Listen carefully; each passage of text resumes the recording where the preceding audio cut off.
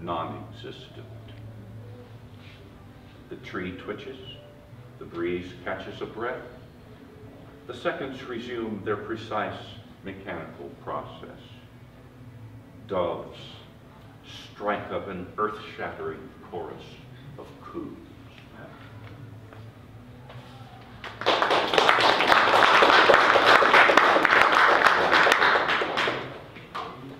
Well, tonight it's my great pleasure to introduce my colleague of lo these many years. I hesitate to say how long, but I noted in the publicity materials that we prepared that W. Joe Hoppe has taught creative writing in English at ACC since 1996.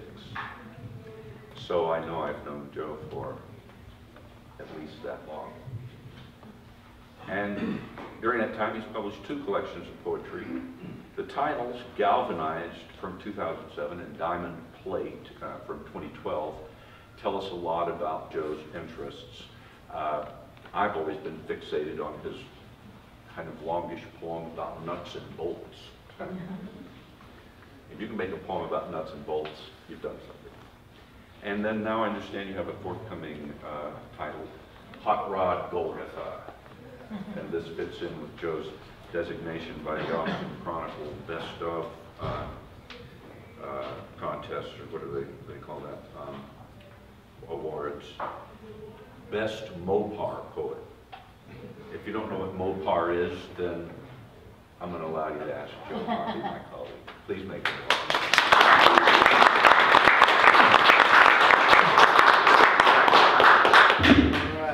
Well, thank you very much for being here, and I'm looking forward to hearing you all's poems after I'm done. So, this first poem comes from, I have some 2 literally minded friends on Facebook, and it's called Some Items My Literally Minded Poetry Pals Might Like to Purchase. Private message me for prices. Provenance is guaranteed. If you don't know these allusions, hang your head in shame and go and read and read and read. So, item number 1. Various leaves of grass compressed into loaf. Tippet made of tulle. Tombstone, name obscured by moss. Iron wheel from red wheelbarrow. Egg laid by descendant of white chicken. Figure 5 in gold from a red fire truck. Feather from a blackbird, knowledgeable and lucid, inescapable rhythms. Jar, previously placed in Tennessee. Oil-covered scales of fish, which has been let go. Dream deferred, sagging like a heavy load. Blood-red tulips, whose redness will talk to your wound. Heavenly connections to the star dynamo in the machinery of night. Weekend pass to Coney Island of the mind. Human ovine hybrid and gallon jar of formaldehyde. Jar dusty. Paper grocery bag of rebel ears. Human.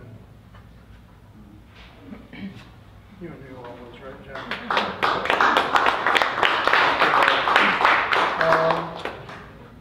So this is called Downtown Amongst Construction. Mopar refers to the types of, or the different car companies put out by the Chrysler Corporation. Dodge, Plymouth, Chrysler, DeSoto, Imperial. And it's because them cars got more power than other cars. And it's actually a contraction of motor parts. But anyways, this is Downtown Amongst Construction. Cruising cool in my newly repaired, all fixed up 51 Plymouth. Acceleration, just as a jackhammer kicks in. And if you have ever thrown a connecting rod, you know why. My stomach hits the floor so hard, I'm surprised it doesn't activate the brakes. If you're downtown among construction.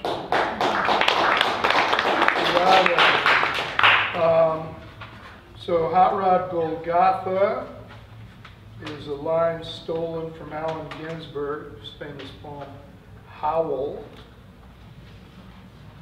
And I'll do the first two poems from the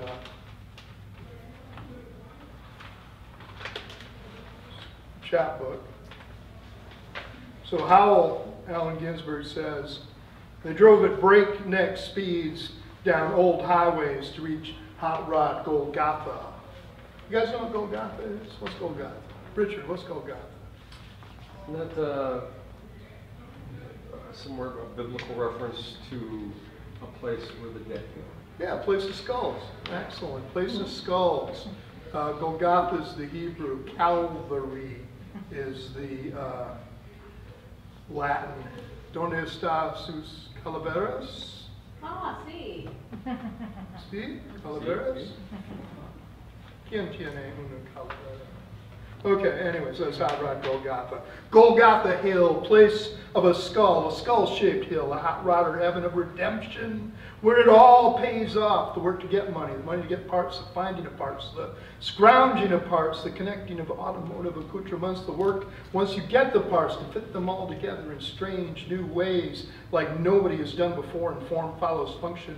Insatiable beauty only to hit the road, hit it hard like a skull bone, like a free road agent, taking your agency into your own, wrench, twisting, hammer banging, flame torch, cutting, grinding, sanding, polishing, shining hands of a traverser of the boulevards, answering to no man, hot rubber on velvet, dark, soft asphalt, gasoline, vaporizing in the air, combustion chambered in shaved heads, higher compression, harder, harder, harder than any bone, skull, geared heads, grinding out the road's long, road song, so long, death song, escape velocity within 8,000 RPM, punctuated by dashed yellow lines until every single bit beyond the essential peels away like the skin of a skull where it's all left behind.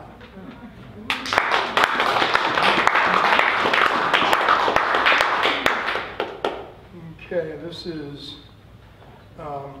old one about a kid I knew at the Shriner Hospital. It's called Tire Tracks. Something was wrong with his sense of touch. The only feel he felt was roll. Mad sci-fi doctor welded little Hot Wheel cars to the tip of each finger, so he knew what was what through their tiny wheels as he drove all over his grandfather's faded tattoos.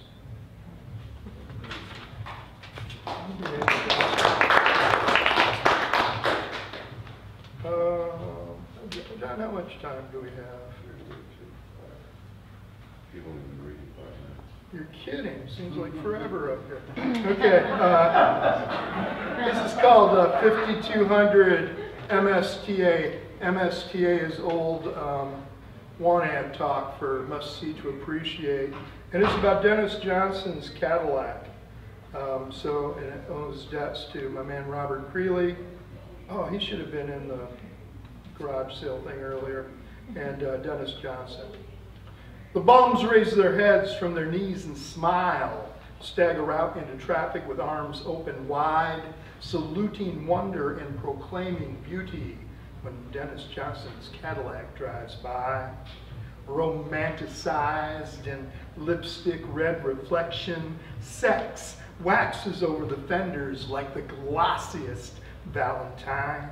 Back in '74, this blonde outside Alpine rode me all the way to Phoenix in a car just like that.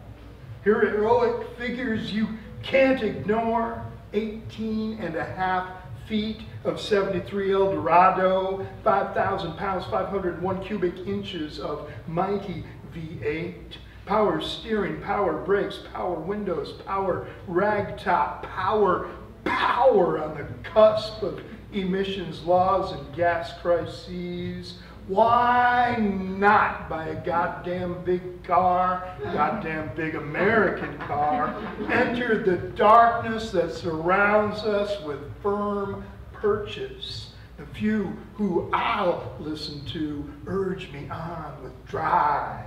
Keep the top folded back and find the highway luminous.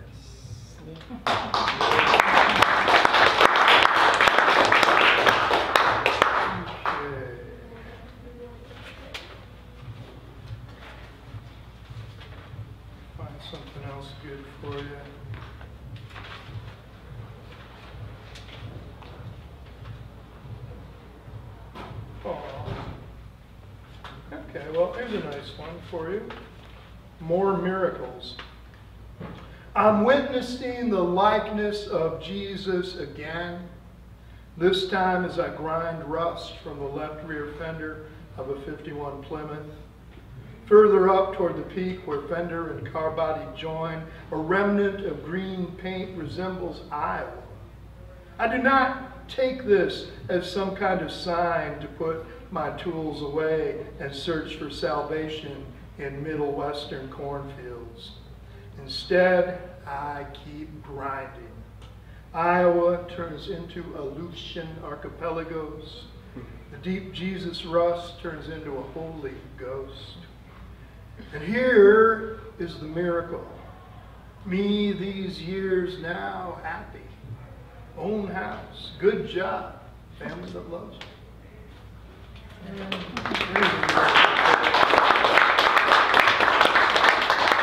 I'll do one more from Hotrod Golgotha. This is pretty much a sonnet, but if I read it right, you'll never know. So it's inspired by Buffalo Speedway in Houston, right? You guys have seen Buffalo Speedway. Buffalo Speedway, Houston, Texas, 1979. Then, never before 2 or 3 in the morning, we'd take out our adolescent angst and our parents' Vista Cruisers, estate wagons, safaris, our own Novas, Ramblers, Darts, maybe Mustangs. No, we were not the coolest.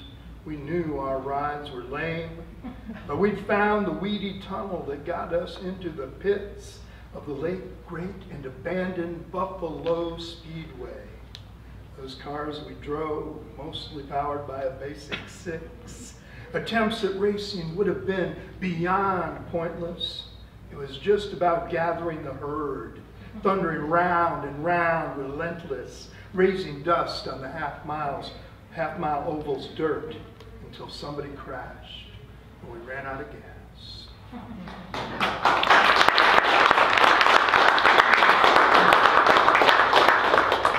Okay, so I do have a book back there called Diamond Plate. Yeah, Frank's got it holding up. Thank you, Frank.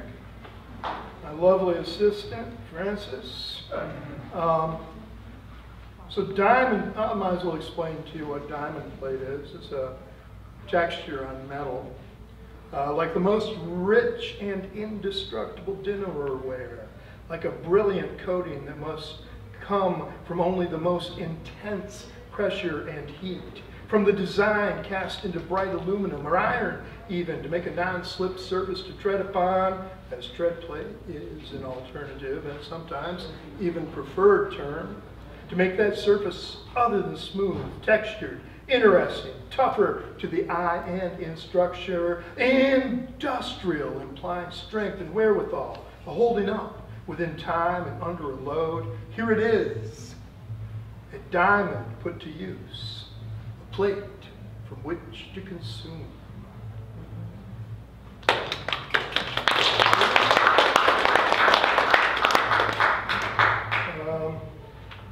So you guys remember last week, 2 weeks ago, how bad the pollen was?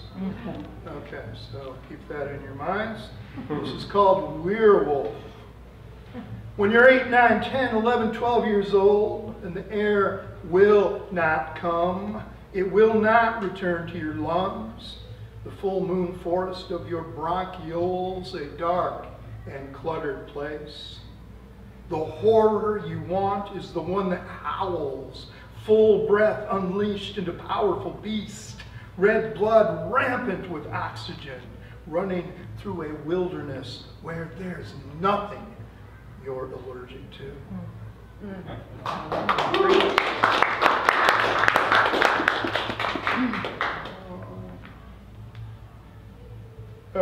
You'll like this one, John. It's a poem I translated from the Japanese called Hold It at Home on a Saturday Night. The neighborhood dogs, so noisy, relentless, my ornery adolescent, will you please stop barking? His brand new mohawk bristles pushed broom across the patio, unable to separate moonlight from concrete.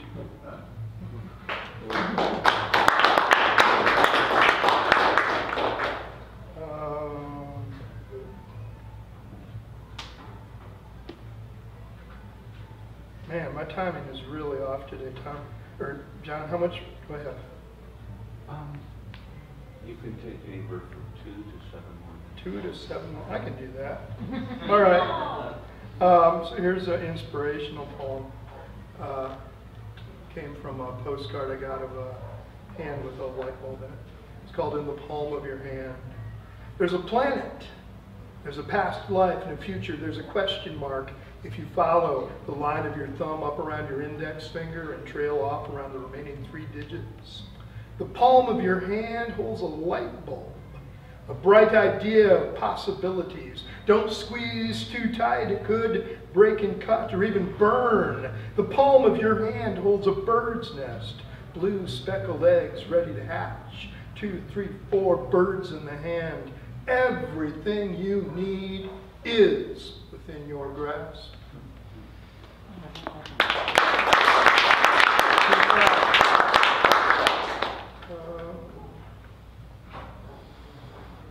Okay, so this is the penultimate poem called Trash Dance. It's my version or my interpretation or my reportage of the most excellent recital or event put on by Allison Orr and the City of Austin's Solid Waste Service Department. Look up Trash Dance on YouTube. It's an amazing, amazing thing. And and I steal from William Carlos Williams here as well. Among the rain and lights, I saw the figure 8 of City of Austin garbage trucks dancing across the abandoned airport asphalt. Among the late summer rain after 5 months of drought and the mighty light of sunset sweeping behind the cloud mountains of the west, and the lights of the trucks themselves, yellow caution spinning rooftop lights, red brake lights, white headlights, the garbage trucks, the automated grabber claw trucks, the dumpster green dead animal truck. They dance.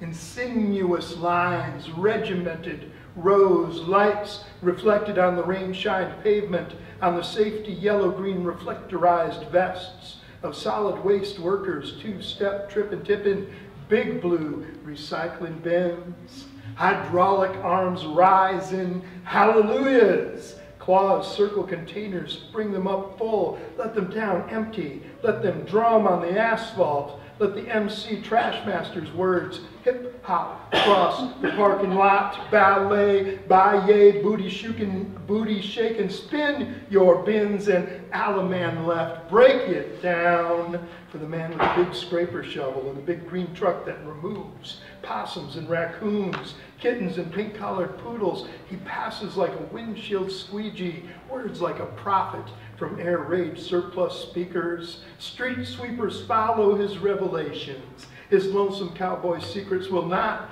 be left seeping into the pavement, so the tarmac is clean for a brand new scene where the spotlights shine on a swan crane solo. 500 people sit expectant as the driver exits his cab, extends the braces with a pneumatic sigh, and mounts the controls to turn and roll, rise and twist, pirouetting his great articulated arm in the moist night air. It's like a secret we share. What crane operator has not danced his machine in solitary joy at the end of a grinding workday? The closing promenade, trash trucks circling, dust bins drumming, is as grand as any finale, as Barnum and Bailey, as Buffalo Bill Cody, as every Monday through Friday, from the early morning through those long afternoons as of applause, another instant of necessary beauty.